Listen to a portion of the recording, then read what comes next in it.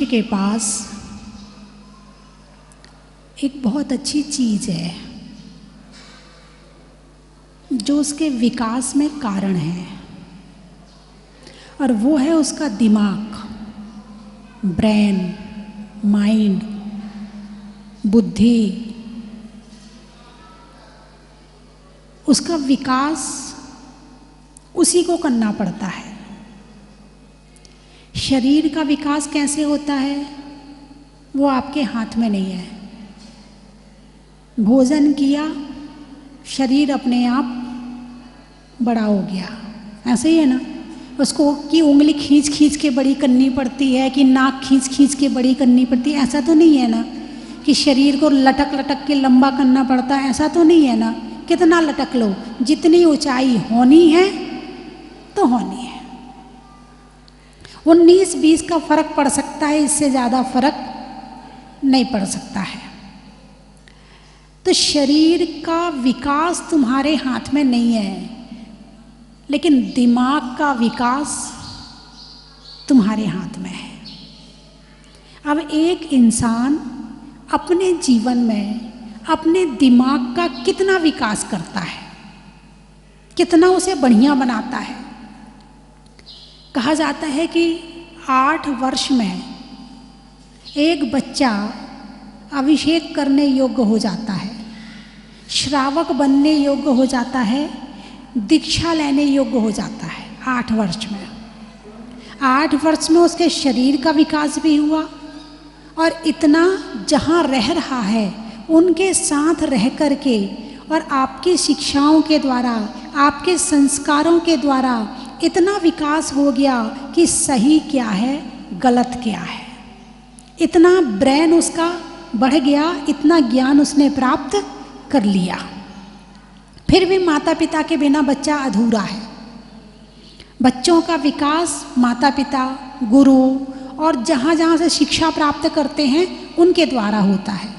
यदि किसी बच्चे को जन्म लेते ही जंगल में छोड़ दिया जाए और उसको फिर 25-30 साल के बाद में देखा जाए तो वो पशु जैसा ही होगा।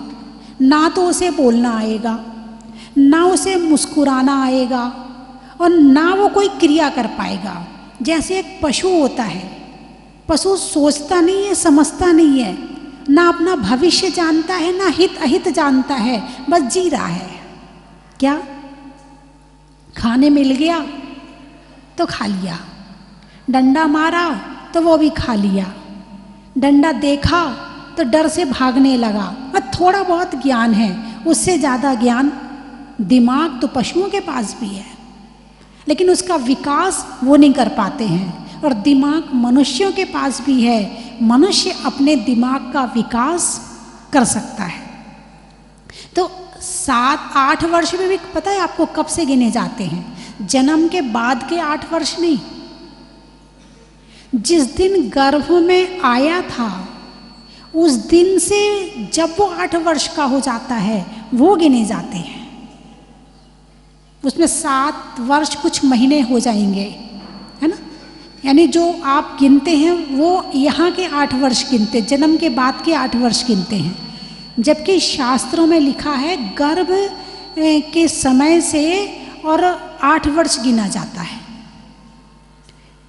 तो एक बच्चा योग्य हो गया, फिर शरीर अभी पूरा नहीं हुआ, अभी और विकास होगा, और परिवर्तन आएगा शरीर में। आवाज़ में परिवर्तन आएगा, लड़कों की आवाज़ में परिवर्तन आता है, लड़कियों की भी आवाज़ में परिवर्तन आता है। बच्चे की आवाज़ अलग होती है, युवा की आवाज़ अलग होती है, अधेड़ होने के बाद आवाज़ अलग होती है, और बूढ़ा होने के बाद आवाज़ अलग होती है। एक उम्र के बाद में आवाज़ भी बदलती है। लेकिन 14-15 वर्ष तक शरीर का विकास पूरा हो जाता है। शरीर को जितना लंबा होना है हो गया। एक दिन और बताया था कि लंबाई तो पूरी हो जाती है, चौड़ाई कभी घटती बढ़ती रहती है। चौड़ाई में अंतर पड़ सकता है, लंबाई में अंतर नहीं पड़ सकता है। उसके बाद फिर ब्रेन का विकास 25 वर्ष तक, दिमाग का विकास 25 वर्ष तक खूब तेजी से होता है। 25 वर्ष तक 25 के बाद घटना तो शुरू होता है, लेकिन इतना सूक्ष्म होता है कि पता नहीं चलता है। वो पता चलता है 40-45 के बाद। कहती ना महिलाएं, क्या करें आजकल तो बहुत भूल जाते हैं, कुछ याद ही नहीं रहता है। अरे ऐसा काम करना था, भूल गए, सोचा था ऐसा करेंगे, भूल गए, सब भूलने लगते हैं। अब ब्रेन का विकास जब तेजी से घटता तब पता चलता है, लेकिन 25-30 वर्ष तक जितना याद करना चाहो उतना याद हो जाएगा। जितनी चीज़ें सीखना चाहो आराम से सीख सकते हो, जो कुछ करना चाहो आराम से दिमाग का काम कर सकते हो, कोई दिक्कत नहीं है। लेकिन जब तक स्कूल की पढ़ाई होती है तब तक तो अपना विकास दिमाग का करते हैं, और पढ़ाई ख़त्म हुई उन्हें लगता बस ज़िंदगी यहीं ख़त्म हो गई, अब तो बस खाने पीने के दिन हैं, अब तो मौज मस्ती के दिन हैं, अब तो खेलने खाने के दिन हैं, अब तो कुछ करना ही नहीं है। पढ़ाई करी, नौकरी मिल गई या व्यापार कर लिया, दिमाग वहीं रुक गया। अब दिमाग, जैसे भाई लोग हैं तो उनका दिमाग व्यापार में चलना शुरू हो जाता है, और जो महिलाएं हैं उनका दिमाग रसोई में शुरू हो जाता है। बाकी जो वास्तविक दिमाग का विकास और हो सकता था वो रुक गया। जो आपके अंदर संभावनाएं थी कि आप बहुत कुछ सीख सकते हो, बहुत कुछ प्राप्त कर सकते हो, उसे आपने ब्रेक लगा दिया। उसे आपने केवल 12 बजे तक खाना पीना किया, अब थक गए हैं तो 1-2 घंटे सो लूँ, अब सो के उठे तो थोड़ा सीरियल देख लूँ, थोड़ा टीवी देख लूँ, अब उसके बाद शाम हो गई तो चलो फिर खा लो पीने के लिए फिर तैयारी शुरू हो गई हैं। पुरुष है, सुबह उठेगा, अपना नहाएगा धोएगा, डेली का रूटीन है, कौन सा सामान देना है, कौन सा लेना है, किस व्यापारी को देना है, कितना लेना है, किसको बेचना है, किसको नहीं बेचना, उसका भी फिक्स है। दिमाग का विकास रुक गया। वो बहुत विकास कर सकता था। और अपने ये जो आप कर रहे हो ना, ये डेली यूज के काम है, डेली यूज के आवश्यक, इसे कहते हैं आवश्यक क्रिया। पैसा कमाना आवश्यक क्रिया, भोजन बनाना आवश्यक क्रिया। इसमें से समय निकाल करके और फिर दिमाग के विकास के लिए हम क्या क्या कर सकते हैं वो हमें अवश्य करना चाहिए। और यदि हमने वो काम कर लिया तो समझना कि हमने अपना जीवन सार्थक कर लिया। हाँ, माताएं बहनें अपने बच्चों पर बहुत ध्यान देती हैं, बच्चों पर बहुत ध्यान देती हैं। यानी कि हाँ, समर वेकेशन, चलो अब वो वाली डांस क्लास में चली जा, मेहंदी क्लास में चली जा, अब रसोई को क्या बोलते, किचन हैं, फूड क्लास में चली जा, थोड़ा सा सीख ले जाके, हैं सिलाई क्लास में चली जा, थोड़ा सा विकास करवा दिया। लड़कों को विकास कुछ और करवा दिया, बस वो भी वहीं रुक गया। मेहंदी में रुक गए, डांस में रुक गए, बस वहीं रुक गए, उससे ज़्यादा विकास नहीं हुआ। ये हुआ केवल आपका बाहरी विकास।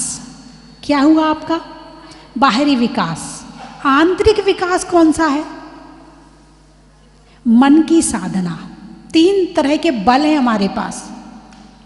जो रिद्धि हैं, जो मैं रिद्धियों की चर्चा कर रही हूँ, उनमें अब जो रिद्धि का वर्णन आना है, मन बल रिद्धि, वचन बल रिद्धि और काय बल रिद्धि। 3 तरह की रिद्धि, नाम तो सुना होगा ना, है? तो मन बल रिद्धि क्या है, वचन बल रिद्धि क्या है और काय बल रिद्धि क्या है? ये काय आपके पास में है कि नहीं? शरीर है कि नहीं आपके पास में? है। वचन है कि नहीं आपके पास में? अरे बोलिए ना। नहीं है तो बोलो, नहीं है तो मत बोलो। यदि है तो हाँ बोलो। बोलिए, वचन बल है आपके पास में? है। काय बल है आपके पास में? है। मन बल है आपके पास में? मन तो है, नहीं बल भी है मगर कमजोर वाला है। मन भी है, कमजोर वाला है। वचन भी है, कमजोर वाला है। शरीर भी है, कमजोर वाला है, वो भी मजबूत नहीं है, वो भी मजबूत नहीं है। अभी कह दो कि उपवास करना, क्या करें, हमसे होते ही नहीं है, ये काय का बल है? अरे बल हो तो ऐसा हो कि 10 उपवास भी कर लें तो उसके बाद में दौड़ दौड़ के सारे काम हो जाएं और उसके बाद में पूजा भी हो जाए, भक्ति भी हो जाए, इतने उपवास करने के बाद सामायिक भी हो जाए, ध्यान भी हो जाए, सबसे बातें भी हो जाए, इसको कहते हैं बल। लेकिन अभी वो बल है नहीं है, अभी तो कमजोर वाला है। तो शरीर की काय बल, शरीर के बल को कैसे बढ़ाया जाए? अरे बोलिए ना, ताकत की दवाई खा के नहीं तो कैसे बढ़ाया जाए? जिम जाके साधना अभ्यास के बढ़ जाएगा काय बल। हाँ, कुछ परसेंट आपके हाथ में संभव है, कुछ परसेंट, पूरा नहीं। अंतरंग में वीर्यांतराय कर्म का क्षयोपशम, और बाहर में आप एक्सरसाइज करो, बाहर में लोग जिम जाते हैं, है ना, अच्छा पौष्टिक भोजन करते हैं, घूमने जाते हैं, इससे भी कहीं ना कहीं फर्क तो पड़ता है। बाहरी निमित्त और अंतरंग निमित्त, अंतरंग निमित्त है लेकिन बाहर का निमित्त ना मिले तो भी कमजोर। बाहर तो पूरी सब कुछ कर रहे हैं फिर भी ताकत नहीं बढ़ रही है तो अंतरंग कमजोर। तो जब दोनों मिल जाएं तो फिर मजबूती आती है। तो ये थोड़ी हल्की फुल्की आपको अंतर आ सकता है, 19-20 का अंतर। जितना शरीर मिला है आपको तो आपने कुछ अपने प्रयास से, अपने पुरुषार्थ से शरीर में थोड़ी शक्ति और बढ़ा दी। पौष्टिक भोजन कर लिया, एक्सरसाइज करते हैं, योगा करते हैं, अनुलोम विलोम करते हैं, फर्क पड़ता है। यदि बिल्कुल फर्क ना पड़े तो फिर ये चीज़ें बिल्कुल ही खत्म हो जाए। लेकिन बाहर के निमित्त भी काम करते हैं। क्या कहा मैंने? बाहर के निमित्त भी काम करते हैं। अब कमजोरी आ रही है, बुखार आ गया, कमजोरी आ गई, अब डॉक्टर साहब ने दवाई दे दी, खाई, कुछ ठीक लगा नहीं लगा। अंतरंग में साता वेदनी का उदय था और बाहर से दवाई मिल गई, वापस शक्ति आ गई, है ना। हड्डियां कमजोर हो जाती, कैल्शियम की कमी हो जाती है, कैल्शियम की दवाई खाते हैं, हाँ अब नॉर्मल हो गए, अब ठीक हो गया। और वीर्यांतराय कर्म का बिल्कुल क्षयोपशम नहीं हो गया बाई चांस जितना होना चाहिए, और फिर भी आप दवाई खाते तो भी कमजोरी दूर होने वाली नहीं है। तो काय बल अभी तो अपने पास में बहुत कम है, बहुत कम है। वचन बल कितना बोल सकते हो? अभी किसी शादी में जाओ, अक्सर लोगों का शादी से लौटकर गला बैठ जाता है, अक्सर लोगों का। आपने कभी विचार किया ऐसा क्यों होता? अरे शादी में गए थे ना इसलिए हो गया। नहीं, एक तो वहाँ का तुम्हारा ठंडा गरम, तला भुना, ठीक है, एक कारण ये। दूसरा वहाँ चल रहा था डीजे, और तुम बात करने से मानोगी नहीं, बोलोगी जरूर, चुप रहने वाली हो नहीं। डीजे अपना चिल्ला रहा है, अब तुम्हें भी जब वो चिल्ला रहा है तो तुम धीमे बोल के तो काम चलेगा नहीं तुम्हारा। अब तुम्हें क्या करना पड़ेगा? चिल्ला चिल्ला के बोलना पड़ेगा। इसलिए जब वहां से लौट के आते हो तो आपका गला खत्म हो जाता है, फिर 2-3 दिन रेस्ट मिलता है, फिर ठीक हो जाता है। अब बेचारे ने डीजे लगाया था तुम्हें सुनाने के लिए, अरे बोलिए ना, कितना पैसा खर्च किया उसने डीजे लगाने में, कितनी पार्टियां बुलवाई गाना गाने में, और तुम अपनी बातों में मस्त हो, हैं? यानी इंसान को बातें करने का इतना शौक है, इतना शौक है, इतना शौक, बातें हैं नहीं उसके पास में। क्या क्या बातें नहीं है? कितनी बातें गिनती की, बच्चों की, सजने संवरने की, कपड़ों की, खाने पीने की, और किसी अड़ोस पड़ोस की बुराई या रिश्तेदार की बुराई। प्रशंसा तो करोगी नहीं, ये तो गारंटी है। प्रशंसा करने से हम छोटे हो जाएंगे, वो बड़ा हो जाएगा, और बुराई करने से वो छोटा हो जाएगा, हम बड़े हो जाएंगे। इसलिए बुराई करने में ज़्यादा मज़ा आता, हम उससे अच्छे हैं। अपने आप को अच्छा दिखाने के लिए दूसरे की निंदा करना संसारिक को जरूरी है, बाकी दूसरे को जितना अच्छा बनाओगे तुम भी उतने अच्छे बनोगे, है ना। तो गिनती की बातें हैं, बस रिपीटेशन चल रहा है। वही बातें पड़ोसन से कर ली, वही बातें फ़ोन पे अपनी बेटी से कर ली, वही बातें अपनी रिश्तेदार से कर ली, वही बातें अपने कोई शादी में गए तो उससे कर ली। बात रिपीट रिपीट, बोर ही नहीं होते बिल्कुल। मैं तो सोचती हूँ कि इतने बार खाने पीने की बात रिपीट कर ली, कपड़ों की बातें रिपीट कर ली, पता नहीं क्यों नहीं बोर होते हैं। एक खबर 10 को सुना देते हैं फिर भी बोर नहीं होते हैं। ना सुनने वाला बोर होता है और ना बोलने वाला बोर होता है। अब सुनने वाला तो इसलिए नहीं हो रहा कि तुम बोल लो और जल्दी खत्म करो, मेरा भी नंबर आना है, तुम चुप हो। तो वो सुन कहाँ रहा है तुम्हारी, उसे पता है जो तुम सुना रही ना, वो उसे पता है, लेकिन इसलिए सुन रहा है ताकि वो सुना सके। बात समझ में आई कि नहीं आई? सामने वाला कोई ऐसा व्यक्ति नहीं है जो निस्वार्थ रूप से तुम्हारी बात सुने, कोई नहीं है दुनिया में। कहीं ना कहीं उसका इतना सा स्वार्थ हो, मगर होगा जरूर। या तो उसकी मान कषाय को पुष्टि मिल रही हो, और या उसे सुनाने की पड़ी हो, क्योंकि जब वो सुनेगा नहीं तो तुम भी नहीं सुनोगे उसकी, तो इसीलिए वो सुनाने के चक्कर में सुन लेता है। तो वाणी, वाणी एक बहुत बहुत बहुत बड़ी शक्ति है। इस वाणी से लोग करोड़ों रुपए कमा लेते हैं। अरे बोलिए ना, इस वाणी से लोग करोड़ों छोड़ो अरबों कमा लेते हैं। कमाते नहीं कमाते, तुम क्या कर रहे इसका? तुम धर्म ही नहीं कर पा रहे इससे, कम से कम कमा नहीं पा रहे हो तो माइनस मार्किंग तो मत करो, कम से कम उससे धर्म ही कर लो, घाटे का सौदा तो मत करो। दिन भर में बैठ के कुछ पाठ जोर जोर से बोल लो, कुछ बिनतियाँ जोर जोर से बोल लो, नहीं, वो क्या करें ना, वो थक जाते हैं पढ़ते हैं तो। कुछ लोगों का बड़ा रहता, हाँ बातें करने में नहीं थकती, अब ये 2 घंटा बातें करवा लो बैठा के, उसमें गला नहीं दुखता है। अभी कहा जाएगा भक्तांबर जोर से बोलकर पढ़ना चाहिए, थक जाओगी। अभी 2 भजन बोल लोगी तो थक जाओगी, और बाकी बातें करने में रुचि है, बातें करने में रुचि है। और भजन गाने में अभी इतनी महिलाएं इतने पुरुष बैठे, अभी कह दिया जाए भजन गाना है, मुश्किल से 1 या 2 जने खड़े होंगे, बाकी सब नमो सिद्धाड़म। भजन जी हमें तो आते ही नहीं है। अच्छा बातें करना आता? हाँ वो तो आता है। जो समय बातों में निकाल रहे भजन गाने में निकाल लो, जो समय दुनिया भर की निंदा बुराई में निकाल रहे प्रभु के गुणगान में निकाल लो। इधर उधर की बातें कर रहे हो, सतियों की चर्चा कर लो, महापुरुषों की चर्चा कर लो, तीर्थंकरों की चर्चा कर लो, ये वाणी सार्थक हो जाएगी। वचन बल जितना मिला है, यदि इससे तुमने निंदा बुराई चुगली अनर्थ दंड और विकथा करी तो ये अगले जन्म में इतना भी नहीं मिलेगा। और जितना मिला है यदि इसका सदुपयोग कर लिया तो इससे बढ़िया वाणी मिलेगी आपको।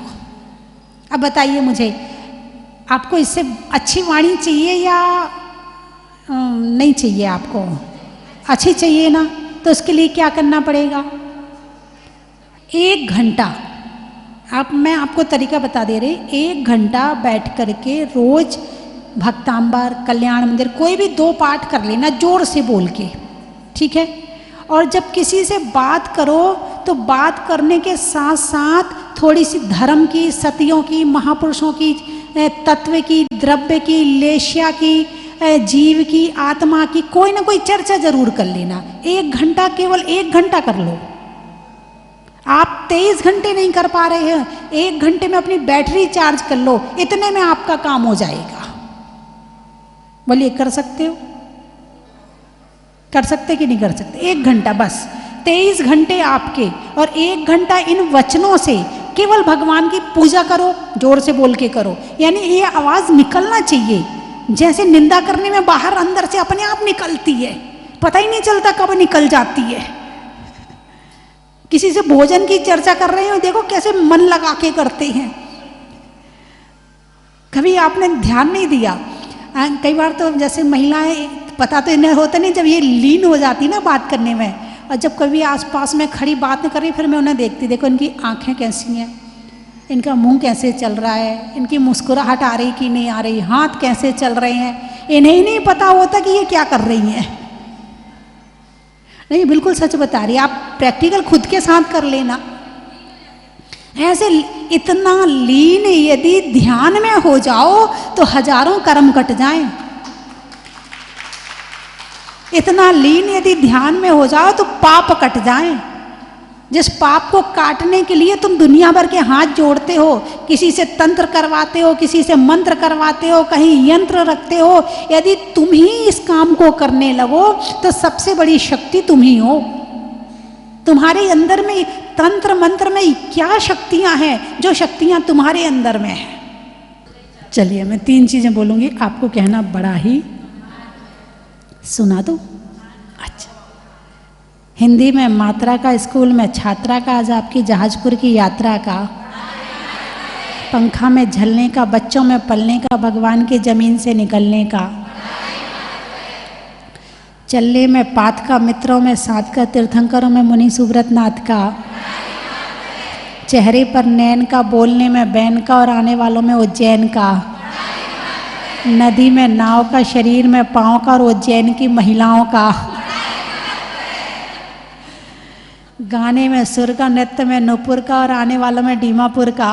बड़ा ही महत्व है। पानी में मगर का, चलने में डगर का, और आने वालों में विजयनगर का। बड़ा ही महत्व है। ट्रेन में टीटी का, घर में बेटी का, और आने वालों में गुवाहाटी का। बड़ा ही महत्व है। आम की बौर का, बच्चों में शोर का, और आने वालों में इंदौर का। बड़ा ही महत्व है। घर में दादा का, करने में वादा का, और आने वालों में बड़ौदा का। बड़ा ही महत्व है। रिश्तों में ससुर का, देवों में असुर का, और आने वालों में जसपुर का। बड़ा ही महत्व है। भोपाल, पूछने में हाल का, और गर्मी में ताल का, और आने वालों में भोपाल का। बड़ा ही महत्व है। डूंगरपुर, पशुओं में खुर का, गाने में सुर का, और आने वालों में डूंगरपुर का। बड़ा ही महत्व है। भोज, अच्छा, दर्शन करने में रोज का, आपके चेहरे के ओज का, और आने वालों में भोज का। बड़ा ही महत्व है। कमजोरी में बिचारा का, देखने में नजारा का, और आने वालों में तिजारा का। बड़ा ही महत्व है। कान में बाली का, छोड़ने में लाली का, और आने वालों में सैमाली का। बड़ा ही महत्व है। पशुओं में घोड़ा का, राजस्थान में मोड़ा का, या एमपी में मोड़ा का। दोनों के मोड़ा अलग हैं। इनका मोड़ा देर वाला है और उनका मोड़ा बच्चों वाला है। बुंदेलखंड में मोड़ा का, और आने वालों में रठौड़ा का। बड़ा ही महत्व है।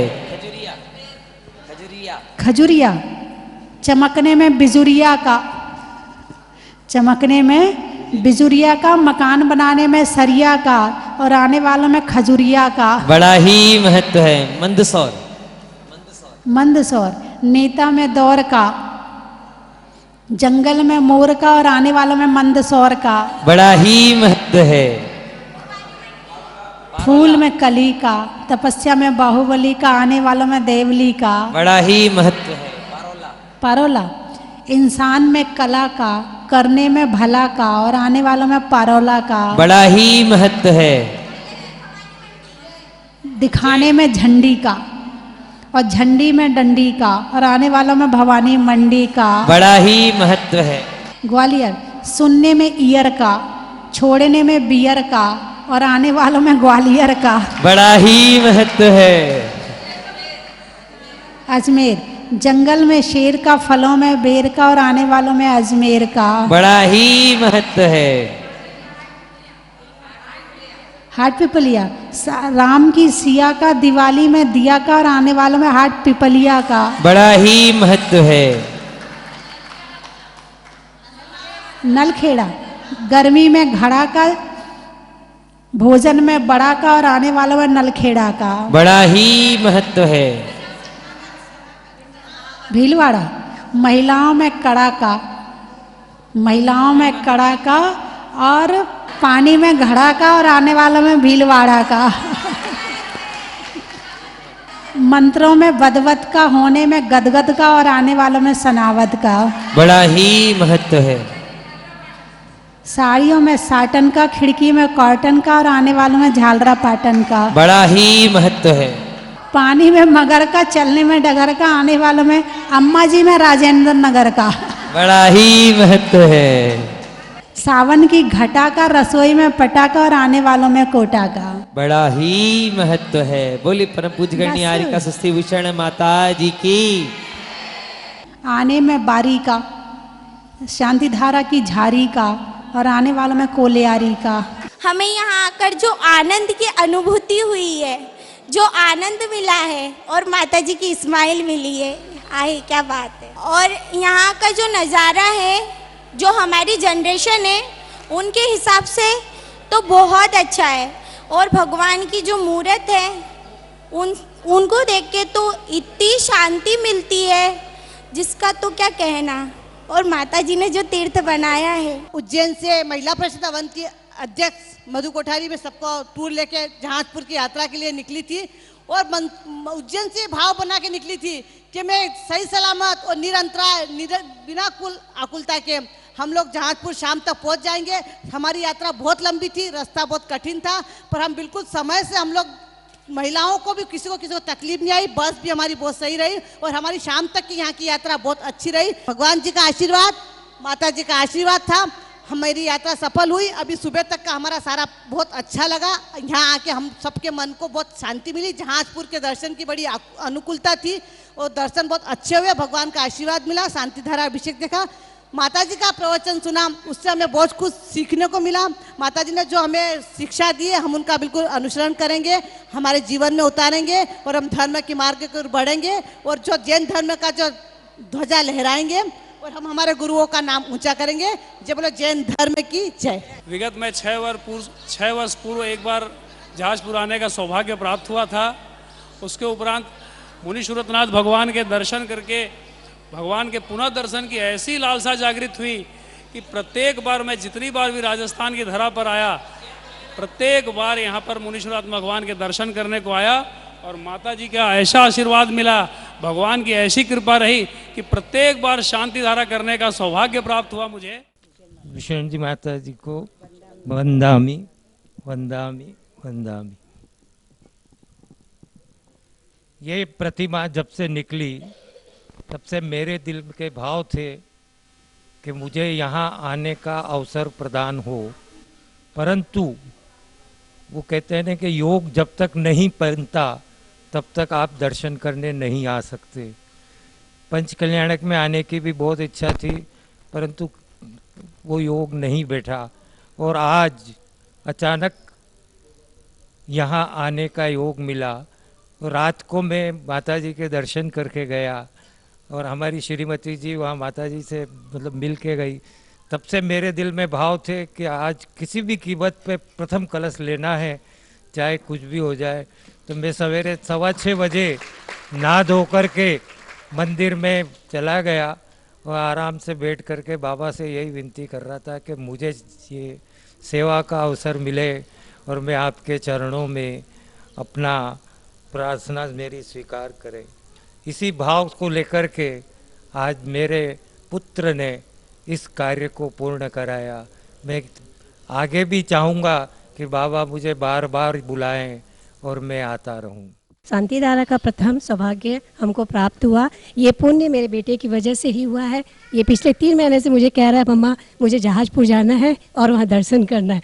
इसके पुण्य के उदय से ही हम सबको आज ये लाभ मिला है। सभी को जय जिनेन्द्र। चूँकि इन लोगों ने बताया माता जी का मतलब बचपन सिवनी का है और ये लोग सब सिवनी के हैं, तो मतलब इनकी सहेली हैं, बचपन की सहेली हैं, इसलिए चूँकि दर्शन करना था, माता जी का आशीर्वाद लेना था। हम भी अहोभाग्य हैं, हमारी श्रीमती, हमारे साथ में डॉक्टर साहब हैं, सब लोग भी, हाँ रिंकू हैं, सब लोग भी बहुत भाग्यशाली हैं कि जो माता जी के दर्शन हुए और आज हमें आशीर्वाद मिल रहा। यहाँ आके बहुत अच्छा लगा। जैसा पारस चैनल में और सुना था जहाज जैसा मंदिर है, जहाजनुमा है, आज वास्तव में देख लिया। कल लाइटिंग के चक्कर में हम लोग बहुत जल्दी किया, पीछे के जो तीर्थ थे इन लोगों को खाना नहीं खाने दिया कि भैया चलो, नहीं तो वो लाइट नहीं मिलेगी और सब गड़बड़ हो जाएगा। व्यवस्था बहुत अच्छी है। मंदिर तो बहुत ऐतिहासिक चीज़ है माता जी। मंदिर तो ऐसा लगा कि वास्तव में स्वर्ग है। हाल देख के और हजारों लोग, वास्तव में ऐसा लगता है एक साथ बैठ के, एक साथ मतलब सबका एकाग्र चित्त हो के लोग पुण्य कमाएं। ये सब प्रेरणा माता जी के आशीर्वाद सबको है। सबका छठवां हिस्सा माता जी के खाते में जाएगा भव भवांतर तक, जब तक मंदिर रहेगा। माता जी का जीव जहाँ भी रहेगा, बिल्कुल क्या बताएं, स्वर्गों में बिल्कुल आगे जाके मोक्ष मिले, ऐसी हम लोगों की कामना है। के बारे में सुना था, मेरी भी बहुत इच्छा थी कि कब मैं इसके दर्शन करूं, तो मैं भी अपने गुल्लक में जितना भी होता था डेली का पैसा डालती थी। वो सारा पैसा मैं इकट्ठा करके आई हूँ। मेरा पुण्य आज ही जागृत हुआ है कि मैं आज यहाँ पे दर्शन करने आ पाई हूँ। मुझे यहाँ आकर बहुत अच्छा लगा। आज मेरे बेटे की बहुत इच्छा थी कि मैं सरस्वती मंदिर का निर्माण करवाऊँ। मुझे यहाँ आके बहुत अच्छा लगा। वृंदावन 2 लाइन बोलना चाहूँगा। लोगों के बनते काम का, रात में विश्राम का और इस अलौकिक स्वस्ति धाम का बड़ा ही महत्व है।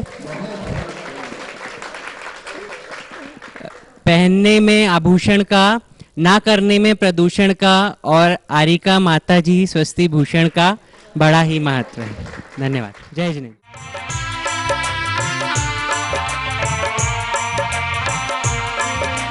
चलो रे चलो, चलो रे चलो रे चलो, चलो जहाजपुर। चलो स्वस्ति धाम, चलो स्वस्ति धाम, चलो स्वस्ति धाम, चलो स्वस्ति धाम। मन चाहे होते सारे काम, चलो स्वस्ति धाम, चलो स्वस्ति धाम।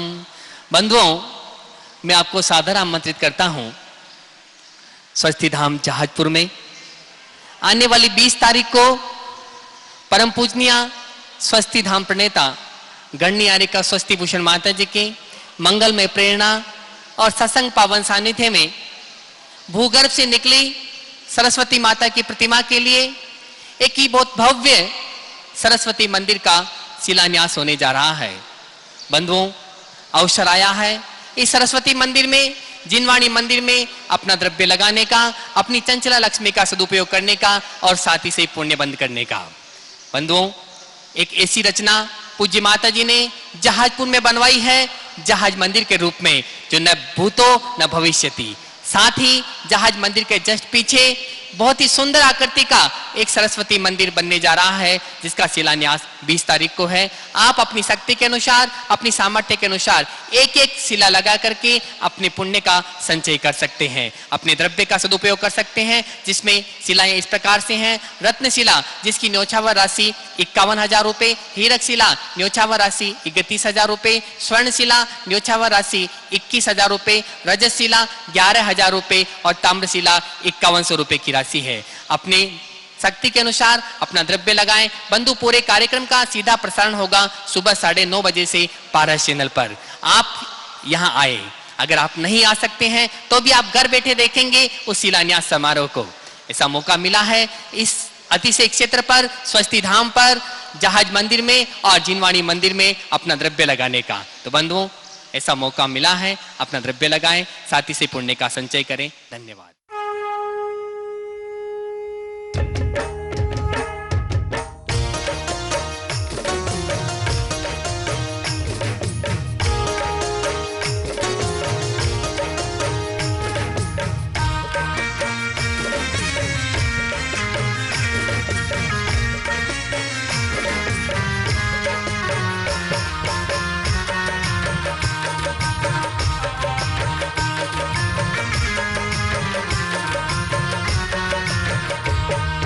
कंचन की थाल को सजाओ रे आज, रत्नों की थाल को भर लाओ रे आज।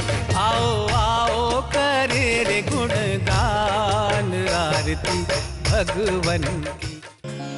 परम विदुषी लेखिका गणिनी आरिका रत्न श्री 105 स्वस्ति भूषण माता जी, जिन्होंने मात्र 20 वर्ष में 100 से भी अधिक किताबें लिखकर जैन समाज को अनूठा योगदान दिया है।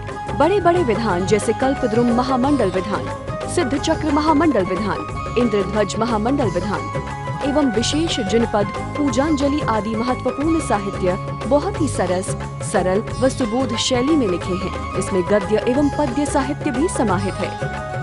इन महान साहित्यों को पढ़कर आप भी अपने ज्ञान का विकास कर सकते हैं। साहित्य प्राप्त करने हेतु आज ही संपर्क करें। संपर्क सूत्र 7906062500 98683 45768।